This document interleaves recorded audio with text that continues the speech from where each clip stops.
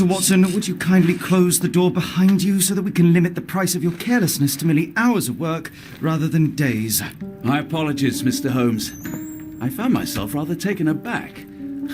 I saw tidier houses in war-torn Afghanistan. Are those my surgical needles? I ran out of tacks and the matter required immediate attention. Was that my supper? Plainly not, for I was the one who ate it. I set it aside for this evening. And for that I am grateful. Is that my bed? Watson, since you've proven yourself a master of observation, might I ask you to apply your skills to a more pertinent question, namely, the whereabouts of today's newspapers. They are the key to everything. The newsboy is usually reliable. Medically speaking, I often find that the key to everything is good sleep, in a bed. Your papers are here, on the table. Let us see what the postman brought today.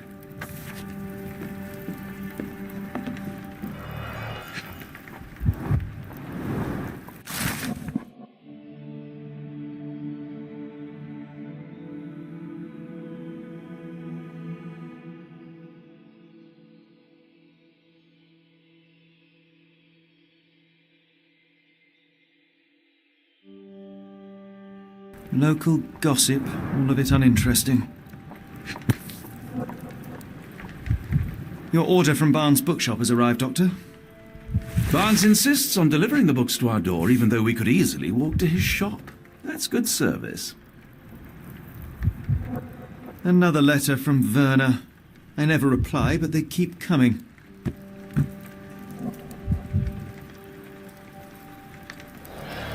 I don't see the Strand.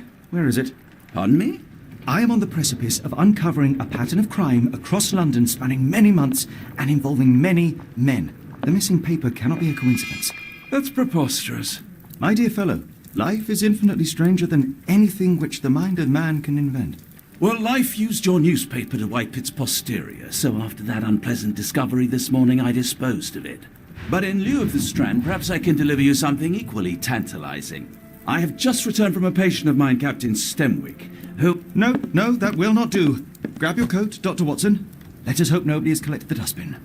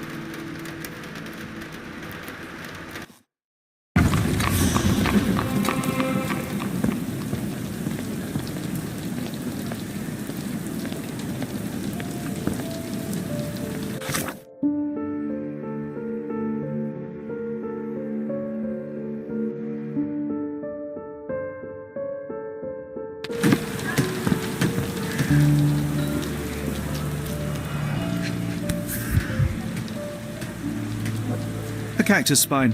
If it gets in your skin, it's awfully tricky to remove, and when laced with poison, the perfect assassination tool. You were mistaken, Dr. Watson. The paper was indeed dirtied, but not how you implied. It's potting soil. See, Watson? The conspiracy is real. Someone tried to poison me. Poison? You? That's madness. Get the Strand. Get your copy of the Strand here. Sorry, Mr. Holmes. I just sold my last paper. Blast. Then why are you still here? Boss pays by the hour. No sense in returning early. You're a bright child. I presume you see everything that goes on around here? Nothing gets past me, mister. Then tell me, Did you notice anyone suspicious at my door this morning? Like the man with your newspaper? Precisely. What do you know? I know the value of a shilling. Dr. Watson? Cool, now I can take the day off.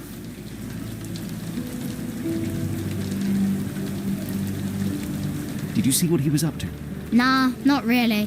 I saw him approaching your house, but I had a customer. Then there's a loud bang. I ducked down. Not because I was scared, because I wasn't. I had to protect the merchandise, and all I could see was him kneeling at your door. Can you describe the man you saw? He was carrying a lot of books. Up to his chin they were. Never heard of a well-read assassin.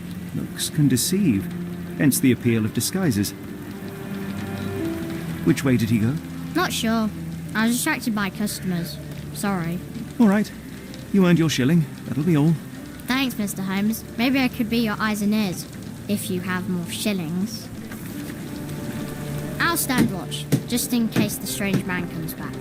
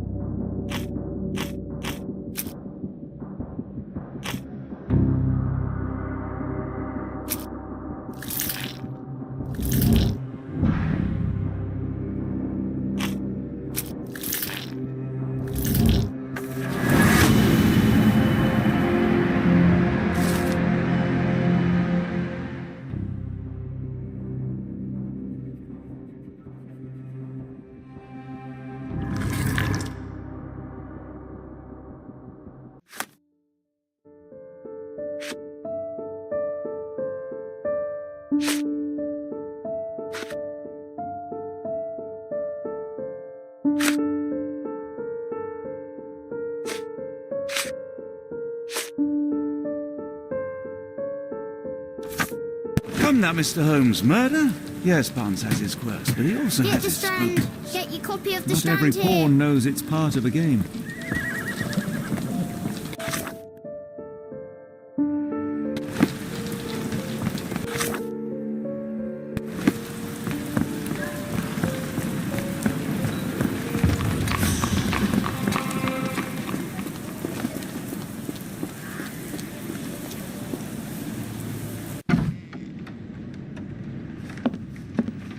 Do you even have enemies that would want to kill you? Okay, perhaps from Cordona.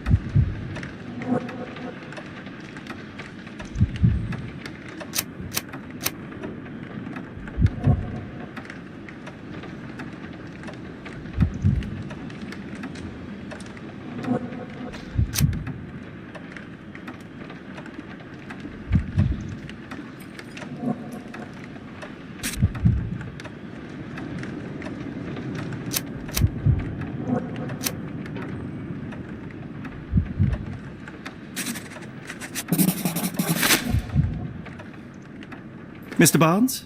Oh, what? Oh, for goodness sake.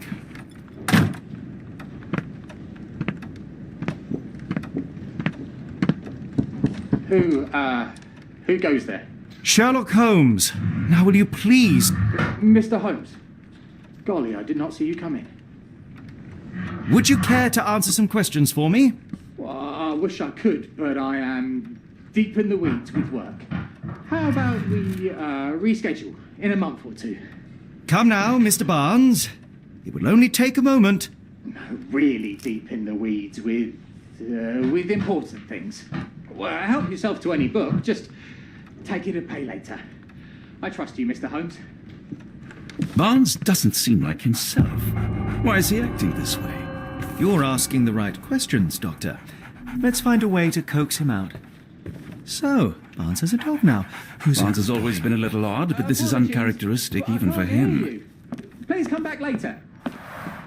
The ladder is broken, recently, judging by the freshness of the wood.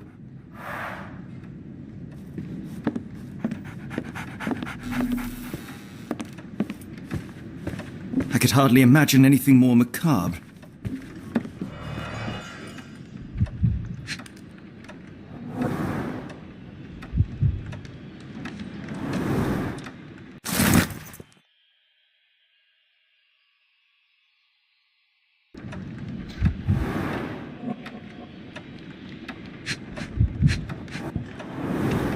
Basics of cryptoanalysis, cryptography in Egypt. It appears Barnes has an interesting hobby.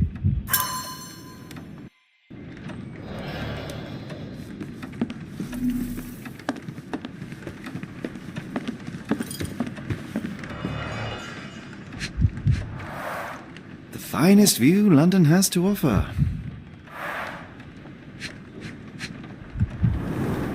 In the language of Mycroft's secret agents, it's a sign.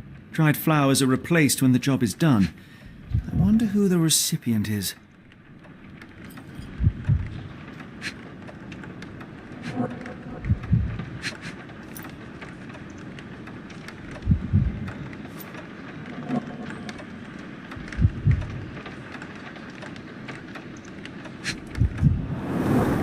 An improvised stand, but it does make the flowers more visible.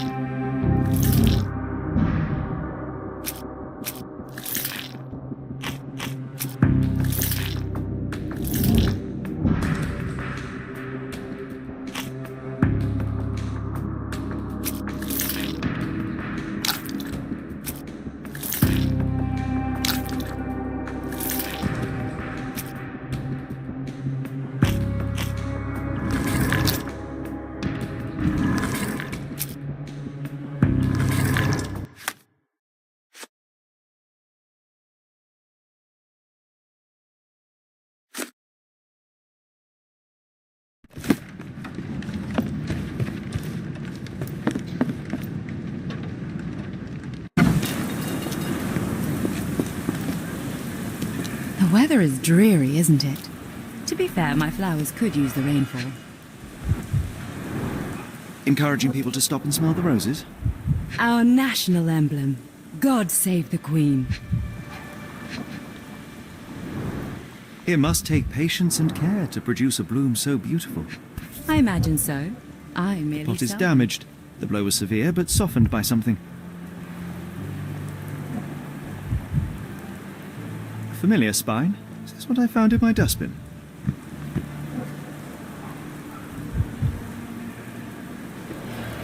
Anything tickle your fancy, Mr. Holmes?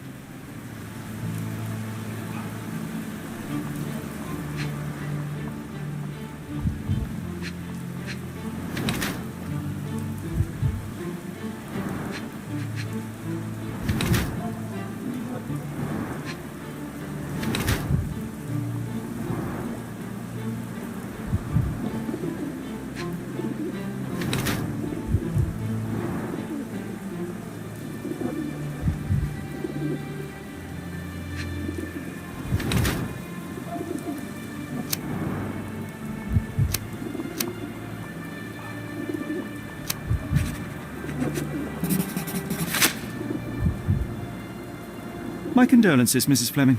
Mr. Holmes? Your husband's death. You're clearly still in mourning. Oh, no. I loved him more than anything, of course, but that was some time ago now.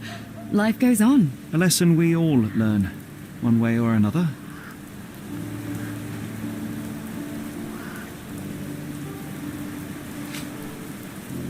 One of these things is not like the other. Come again? The cactus. Those fearsome spines can prove a devil to remove, and the sap is often toxic. And a rose thorn can give you tetanus, but we still grow them. The cactus seems comparatively harmless, though you have me thinking it must be valuable. I was under the impression that you knew its price already. Your guess is as good as mine. The first time I saw this cactus was when I came back from my break.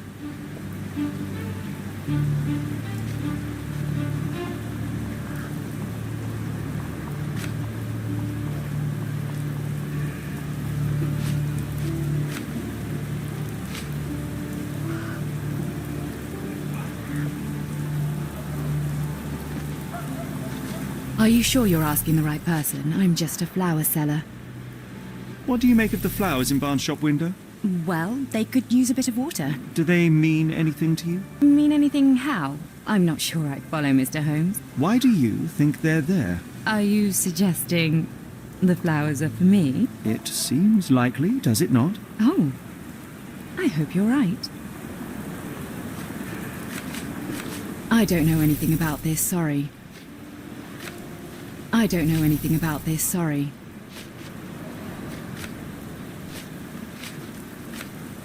I'm afraid I can't help with that, Mr. Holmes. Are you sure you're asking the right person? I'm just a flower seller.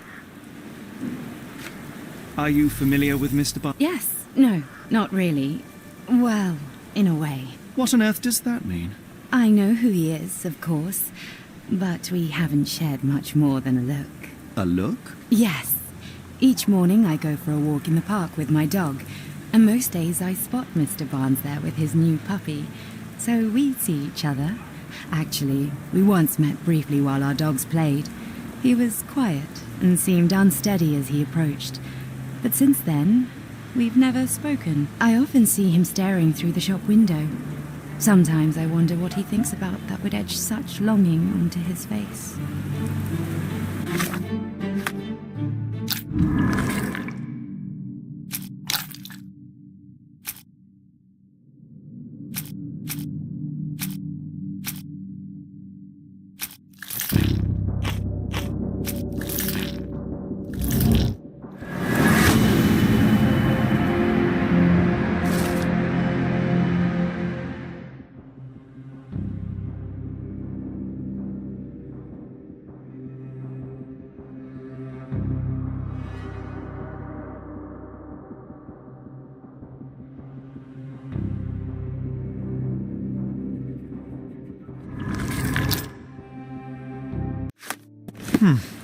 I think perhaps I have been chasing shadows.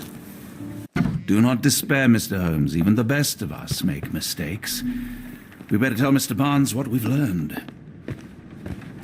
Mr. Barnes, I know what you did, and I know why you did it. I'm sorry, Mr. Holmes. I can't hear you very well from behind the door. You ordered a cactus from the plant catalogue and then left it for Mrs. Fleming as a gift. You place flowers in the window to get her attention and wear high heels to appear taller and more desirable. You are her secret admirer. I couldn't read this morning's edition of The Strand because it was covered in soil and spines. I know you dropped a cactus on it and then fled. Barnes, it's Dr. Watson.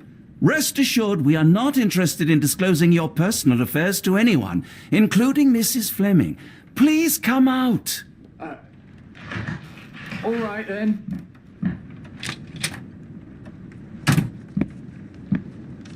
So, you know what happened then? I was on my way back from the post office, having picked up the cactus and some books. It was quite an awkward package, heavy too, and when I got to your door, I dropped the cactus in your paper. Forgive me. I needed that paper to prove a theory and prevent a crime. Your actions were rather disruptive. Your clumsiness carrying the post is matched only by the clumsiness of your romantic gesture. Oh, it's true. I am useless with this sort of thing. I'm not even sure if Mrs. Fleming noticed. As in most things in life, truth is the answer. Cease with the abstruse signals and anonymous gifts, and simply talk to the woman. What is the worst that can happen? She rejects you, and you are freed from this endless purgatory. That... Yes, you are correct, of course. I do have a slight tendency to overthink things. Thank you. So, at last, we return to the matter of the paper. I'm investigating a string of burglaries. Did you perhaps read of any before the edition was spoiled? I don't recall, but you're welcome to read our copy for yourself. You had an issue of The Strand here all along? Well, naturally. I am a bookseller. I have a subscription to every magazine and newspaper in London. So you ought to be familiar with the concept of burying the lead. Oh no, my apologies, Mr. Holmes. I'll make it up to you however I can. I am an expert on obscure languages and translation and Yes, okay. Just give me the paper.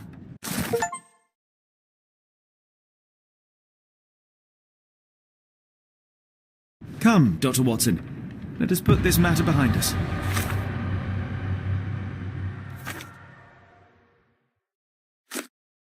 Farewell, Mr. Barnes. I hope to hear good news about you and Mrs. Fleming. Well, that was an utter waste of time. An assassination did seem rather unlikely. There was supposed to be another burglary. I was certain of it. Something you wish to say, Doctor? No? Well, only that you have a remarkable faculty for deduction and pattern recognition, and that perhaps, if ill-applied... I see things that are not there. Yes. It is London. There will always be burglaries. Doesn't have to mean anything. So it seems. Forgive me. Without something to occupy my mind, I turn into an entirely different animal. Which brings us back to my news from earlier. I think I have a case for you, a real one. Truly? Indeed. Though perhaps not as thrilling as your stories from Cordona. A patient of mine, Captain Stenwick, told me that his servant disappeared. I said I knew just the man to help. What do you say? Oh, Watson. Yes, I know it's not the most tantalizing mystery, nor the story to launch my writing career. But It's brilliant. Let's go. oh, good. Well, his house is nearby. Come.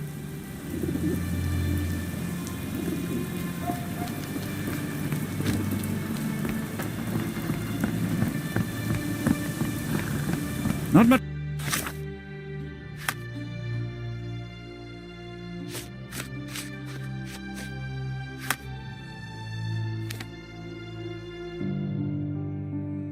Further now.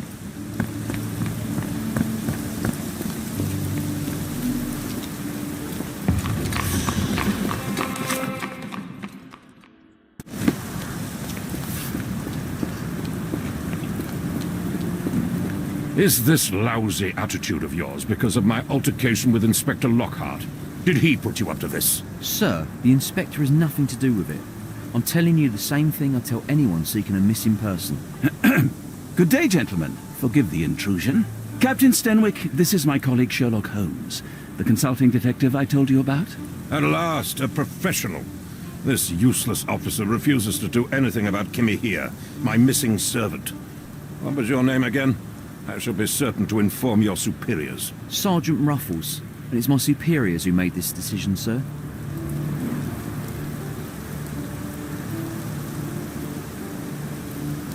Why has the police department decided not to help? We investigate murders, thefts, fraud, arson, real crimes. A servant walking away from his master is not our highest priority. That said, if we find Kimahia breaking the law, we'll be sure to notify Captain Stenwick. Have there been other disappearances lately? Of course, here and there. But when life is tough and opportunity comes knocking, you can't blame those who answer. Now, I must be off. Best of luck in your search. You heard that, didn't you? The way that man spoke to me. I shall need your written testimony. Then we can lodge a complaint. Captain, perhaps Mr. Holmes' time is better spent learning about your servant so that he may begin his investigation. Ah, yes. Quite right. Fire away.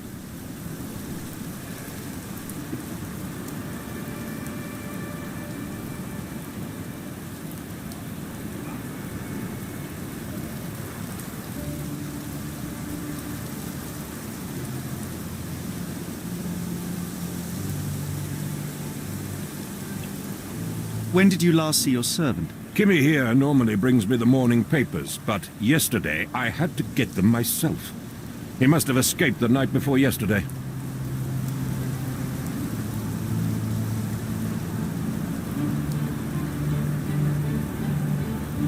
May I see your servant's bedroom? His shack is in the garden. You can't miss it. Did you search the room? Of course, but only to check he wasn't lying dead inside. Everything seemed normal at a glance.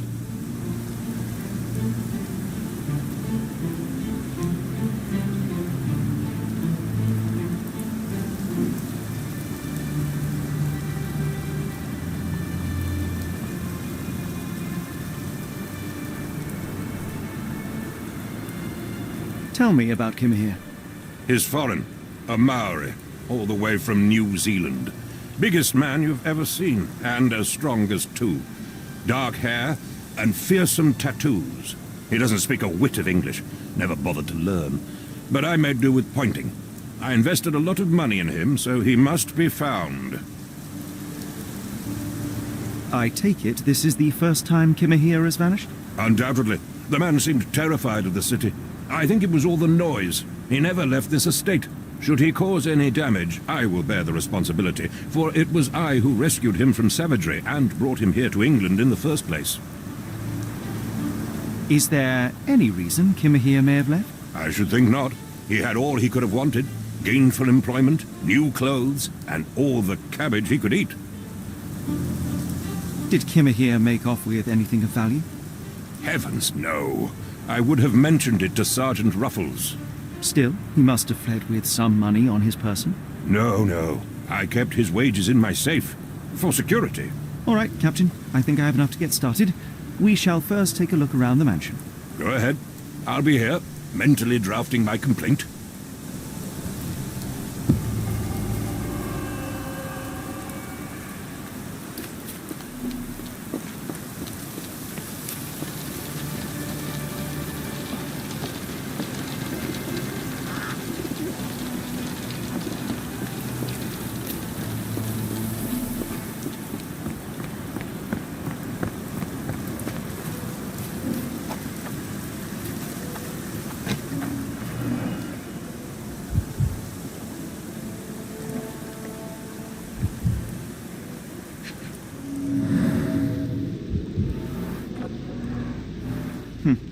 Looks like a knee print. Chewing tobacco.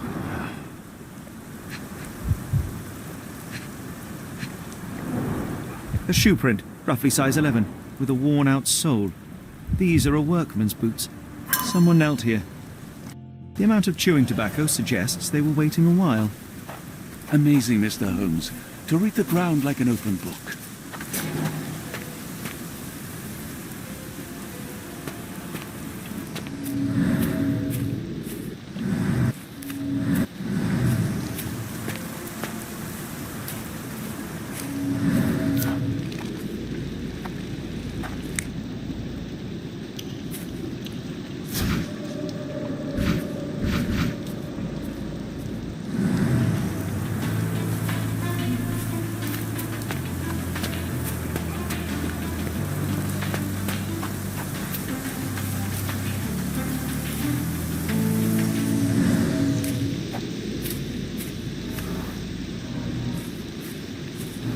Could have left these tracks.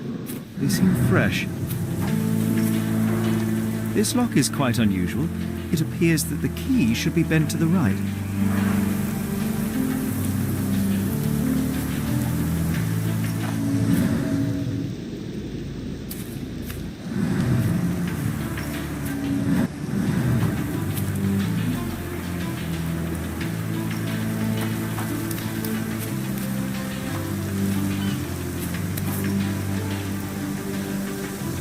The rag reeks of smoke. Someone plugged the chimney.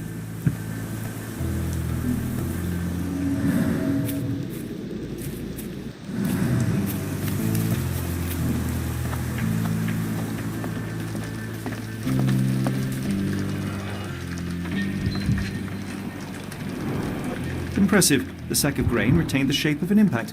Someone hit their head here.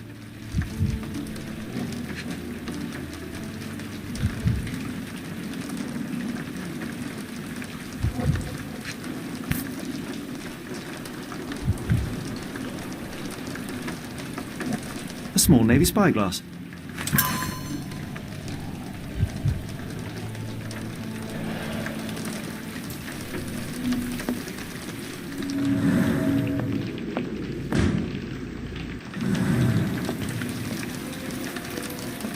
No air coming through it.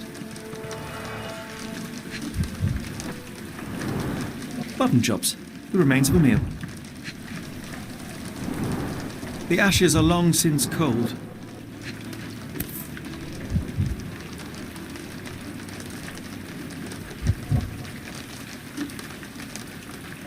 A heavy chemical odour. Lend me your nose, Doctor. I'll never forget that smell after my time in Afghanistan.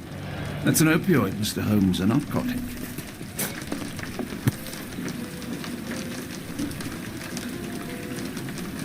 A Maori nose flute. Ngurus, they're called. Clothes made of hessian. Is Stenwick really so miserly?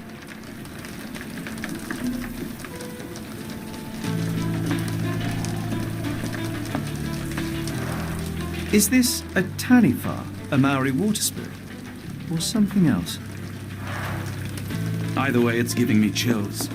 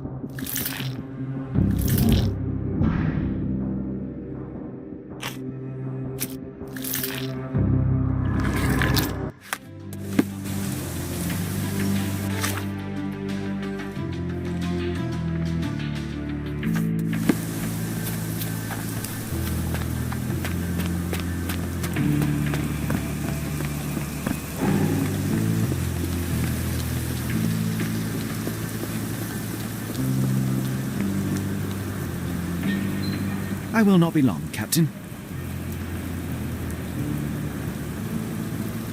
I came across a pile of Hessian clothes in the shack. Are they Kimihia's? Yes. I had to give him something to clothe himself. He seemed unfazed by his bare skin, but I found it distracting. Where on earth are you going with this? Where on earth are you going with this? I thought you were meant to be intelligent. Yes, I have uncommon locks on every door of my mansion. It makes them harder to pick. Kimmy here and I both had a set of keys. I'll need to borrow them. No, you'll need to do what I tell you to do. Exactly. I thought you were meant to be intelligent.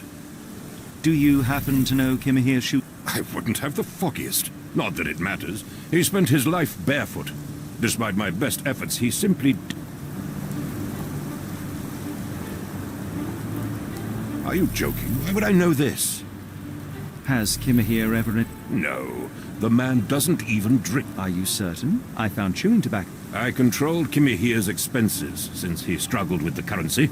I would have known if he used tobacco.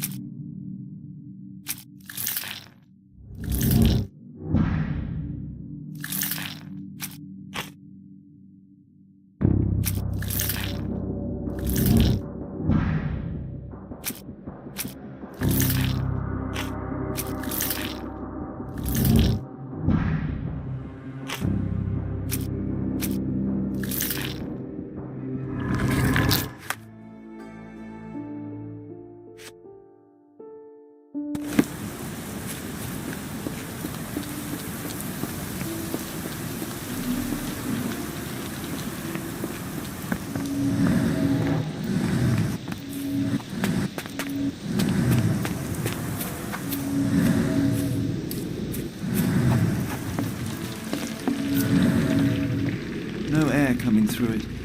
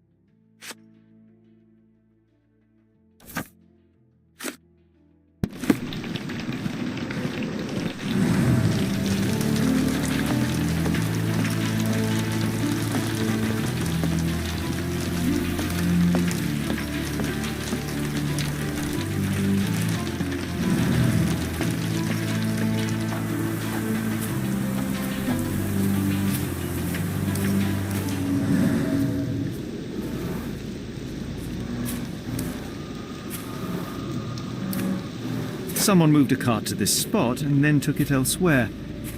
Can't see it anywhere in the garden.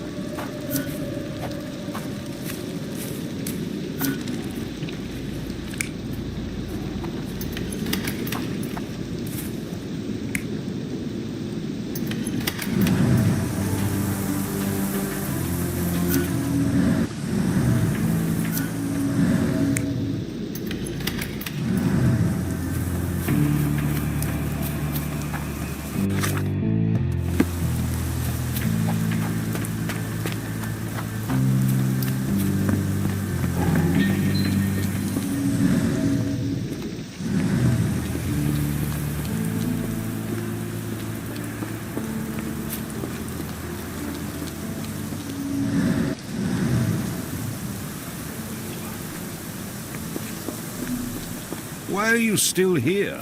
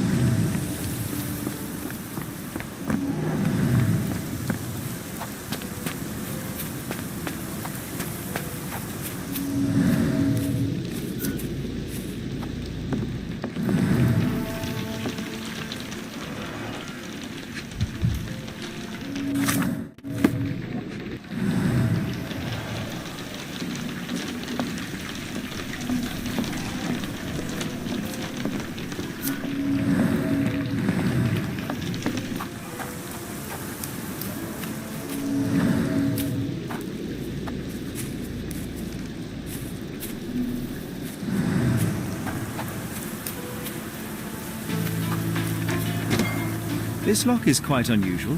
It appears that the key should be bent to the right.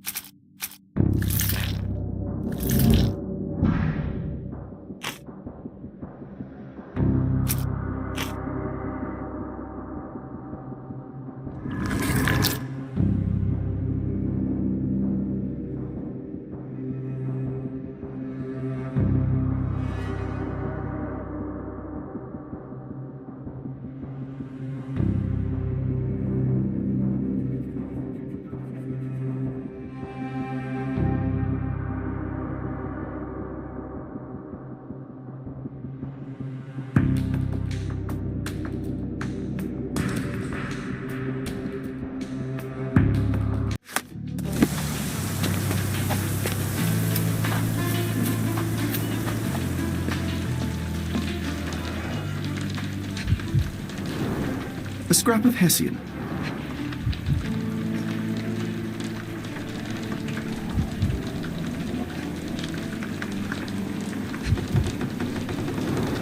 These were sturdy boxes. It would have required a serious blow to break them.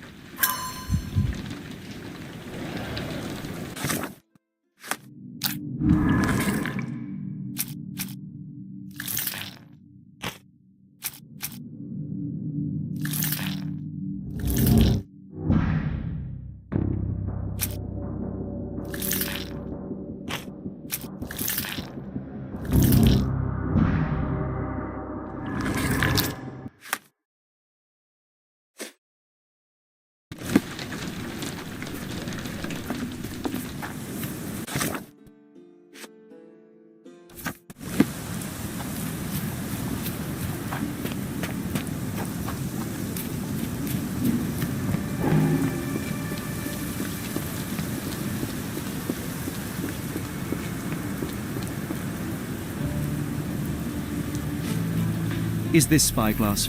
I don't recognize it. Could it be Kimahia's, perhaps? I doubt it. I never saw him with it, nor could I suggest how he might have come by it.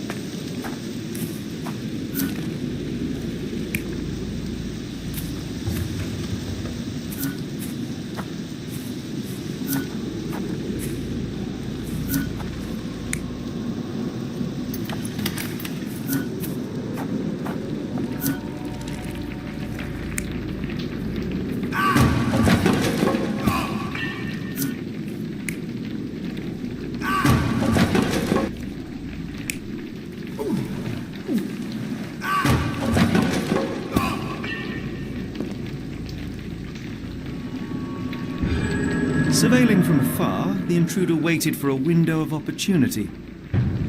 When Kimahir went to sleep, the man crept up to the shack and slipped narcotics down the chimney pipe, then blocked it with a cloth.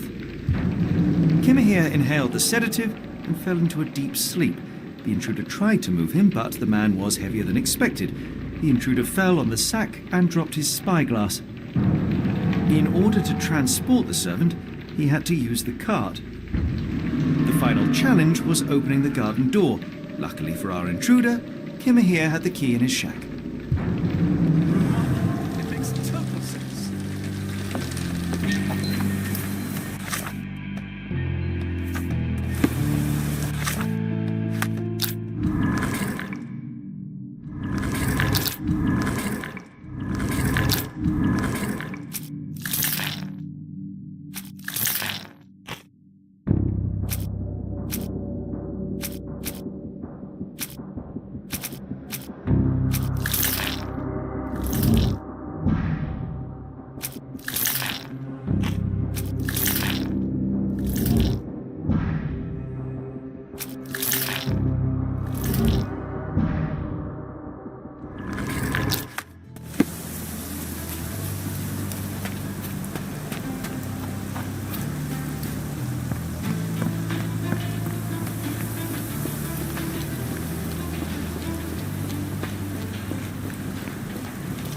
You'd best have found something by now, gentlemen.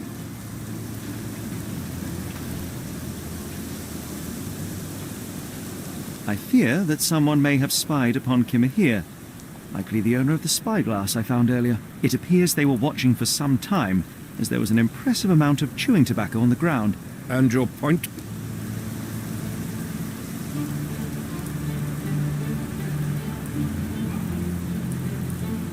I found the residue of narcotics in Kimahir's brazier. There are several explanations, perhaps your servant's recreational interest, or an attempt at poisoning. Cut to the chase, Mr. Holmes. You said that you checked the shack earlier. Did you notice the cart tracks near it? Now, one ought to expect a servant to make regular use of such a thing. Indeed, I would have overlooked the detail were it not for the cart's absence. If, as you say, Kimahir never leaves your estate, then where did it go? I expect answers from you, Mr. Holmes, not questions.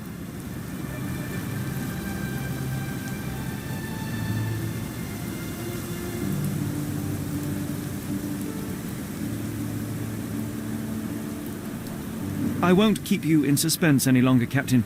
Kimahir was abducted by the owner of the spyglass. When your servant fell asleep, he slipped a narcotic into Kimahir's brazier to make him sleep even more soundly.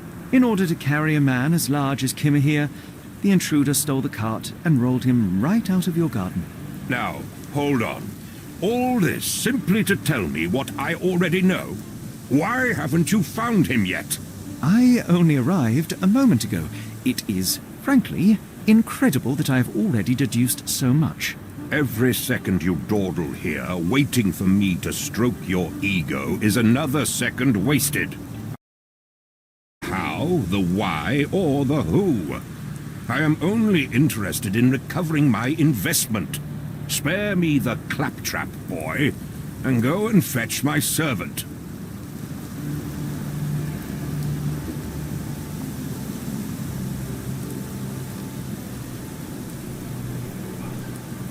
Truly, there is no better evidence of a man's nature than the way he treats those who help him.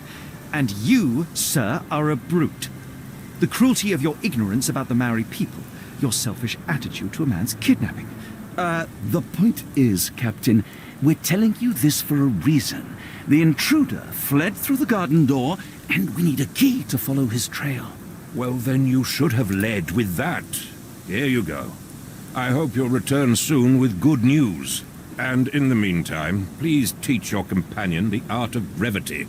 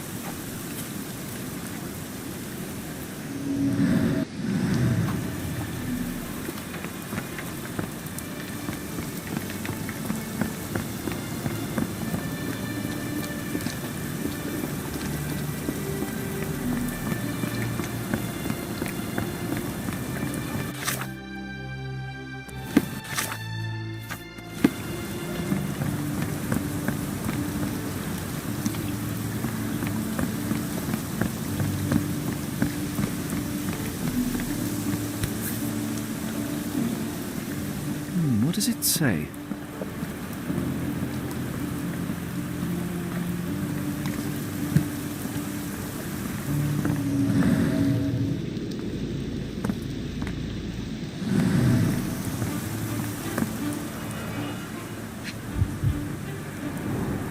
Sturdy rope, professionally tied in a Portuguese bowline. This knot is often used by sailors to create a bosun's chair. Wheels picked up grass along the way. Kimahia's cart, I gather.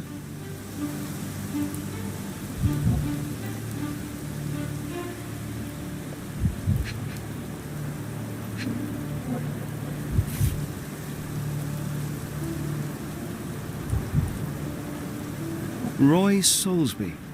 That be the name of our man. A strange substance. I have my suspicions based on the colour and consistency, but would you care to hazard a guess, Doctor? Well, it's odorless, but from the way it absorbs water, I'd say saltpeter. Then we're in agreement. Well done.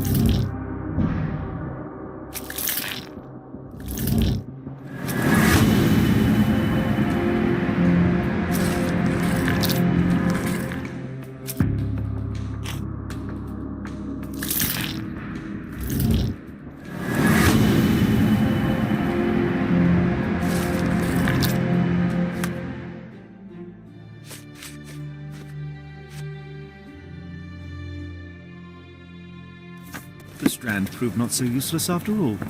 The saltpeter accident. Doctor, do you recall? The Port of London. Of course. The footwear, the spyglass. Indeed. We shall need to take a cab there.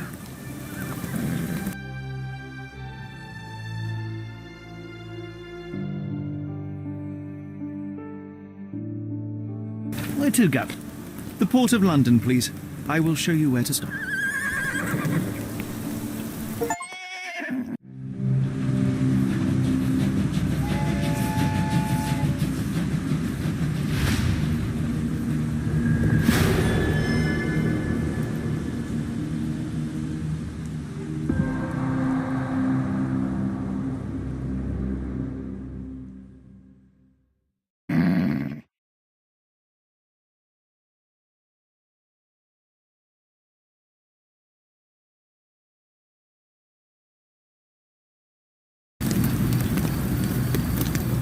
Mr. Holmes, what a compelling mystery we have stumbled upon. Perhaps I have the premise of my next novel. One kidnapping does not a story make. Stop! A black cat crossed before us. It's a bad omen. I do not take you for the superstitious type, Doctor. Such things are mere fantasies, tricks of a feeble mind. One imagines a physician would keep a surer footing in reality. Perhaps. Before the war, my time abroad was difficult. Once, I came across an Afghan, bleeding, who I could not save. He pressed a rosary into my hand. A gift, he said, so as to gain God's favor. After that... Dr. Watson? Yes, well, I shan't get into details, but sometime later I found myself lost in the desert. Dehydration set in, and things grew ever more dire. The man's words came to me. I said a prayer and placed the rosary on a rock. A gift to gain God's favor. And you were rescued? Yes. A detachment of British soldiers found me. To whom I'm grateful. Without their diligence, you would not be standing here and I would not have this case. I'm sure you have another explanation prepared, Mr. Holmes, but I think I shall cling to the occasional superstition all the same. To each his own, Dr. Watson. So long as it does not interfere with my methods, do it. We must press on, cat or no cat. The question remains, why abduct Kimahir?